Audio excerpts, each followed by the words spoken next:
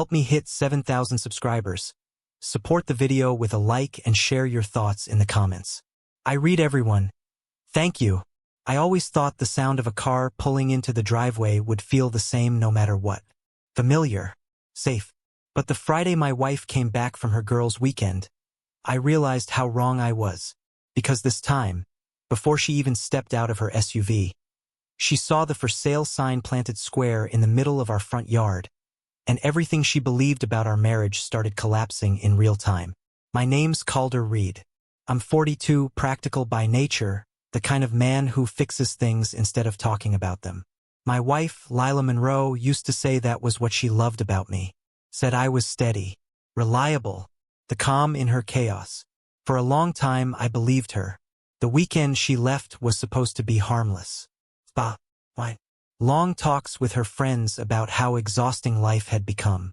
She kissed my cheek at the door and said, "Don't wait up." I smiled and told her to have fun. What I didn't say was that she'd been saying that a lot lately, like I was an afterthought instead of a husband. The first night alone, the house felt quieter than usual. Not peaceful. Empty. I sat at the kitchen table staring at the same scratch in the wood we joked about years ago, wondering when we'd stopped noticing the same things. If this opening already resonates with you, tap like so this story can reach the people who need it most. Saturday morning, I did something I hadn't done in years. I opened a drawer in my office and pulled out the folder I'd been adding to slowly, silently. Bank statements, property records, emails I never confronted her about.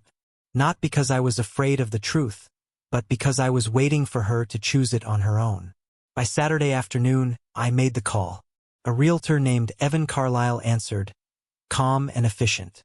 He didn't ask why. He didn't need the story. He just asked when he could come by. When I hung up, my hands didn't shake. That's how I knew this wasn't anger. It was clarity. The sign went up Sunday morning. Clean, white, impossible to miss. When Lila's car finally rolled in late Sunday evening, she sat there for a full 10 seconds before getting out. Sunglasses still on. Phone in hand. Then she laughed. A short, confused sound. Like this was a prank she hadn't been let in on yet. "What's that?" she asked, pointing.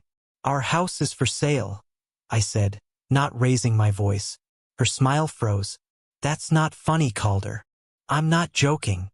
She walked past me into the house, dropping her bag by the door like she always did, already scrolling through her phone.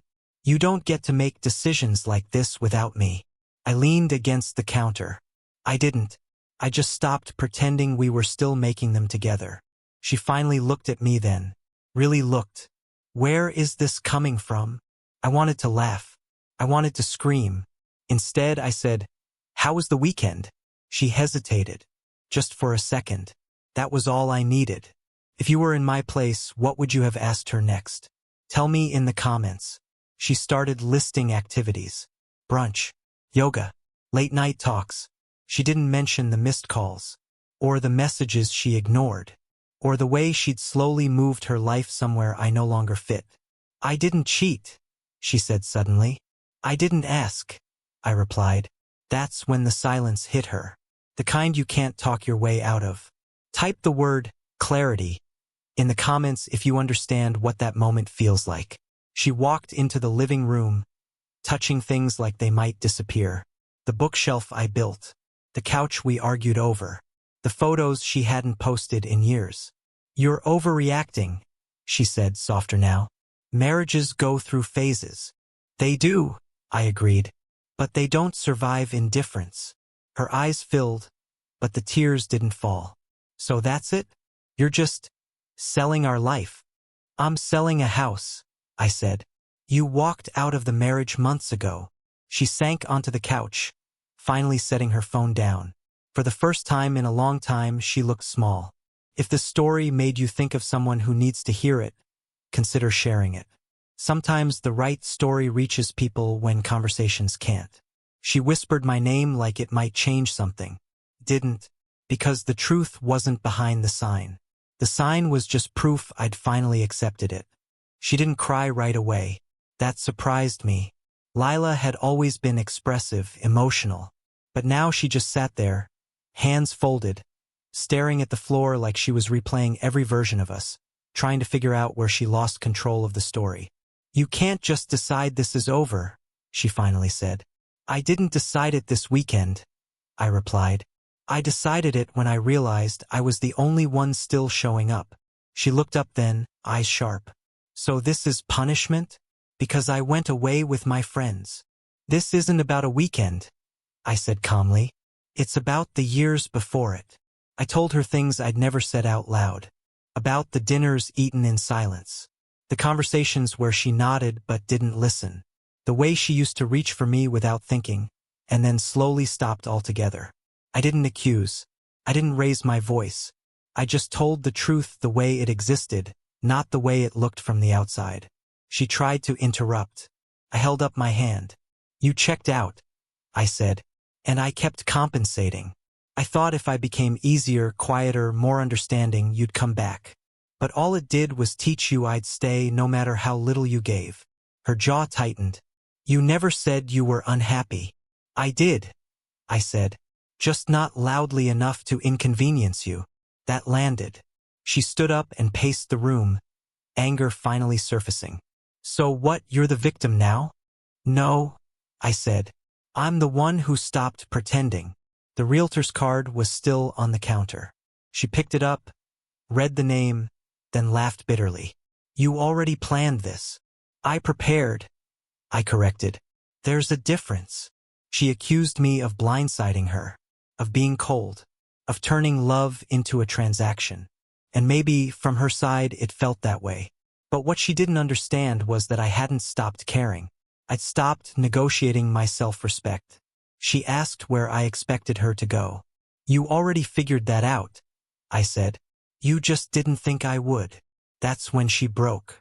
Not loudly, quietly, tears sliding down her face as she realized the safety net she'd taken for granted was gone.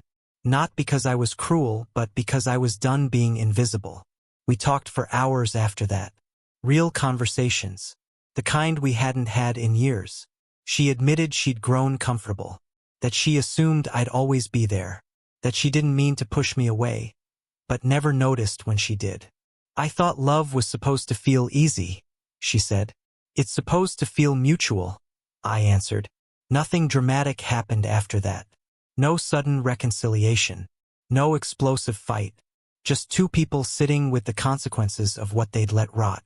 Do you believe relationships end because of one big mistake, or because of 1,000 small ones? Share your thoughts in the comments. That night, she packed a bag. Not because I told her to, because she finally understood the house wasn't the only thing for sale. The version of me that accepted less than I deserved was gone. The sign stayed up. In the weeks that followed, she called, texted, asked if we could try counseling, asked if I'd reconsider. I didn't ignore her. I just didn't rush. For the first time in a long while, I gave myself the same patience I'd always given her. The house sold quickly. Turns out clarity is attractive. So is decisiveness. On moving day, she came by one last time, walked through the empty rooms, touched the walls. "I didn't think you'd actually do it," she said softly. "I didn't think you'd actually stop choosing us," I replied. She nodded. No defense left. When I drove away, there was no triumph, no bitterness, just a quiet sense of alignment, like my life finally matched my values again. If the story stirred something in you, consider sharing it with someone who might need permission to choose themselves. Later that night, alone in my new place, I slept better than I had in years. Not because I'd won, but because I'd stopped losing myself. Sometimes the most honest thing you can do isn't fight harder. To stop pretending something broken is still whole. Before you go, tell me this. Was Calder right to act quietly, or should he have confronted things sooner? Let's talk about it in the comments. And if stories like this, real, uncomfortable, honest, matter to you, like this video, subscribe for more, and stay part of the conversation. Because clarity isn't cold. It's courage.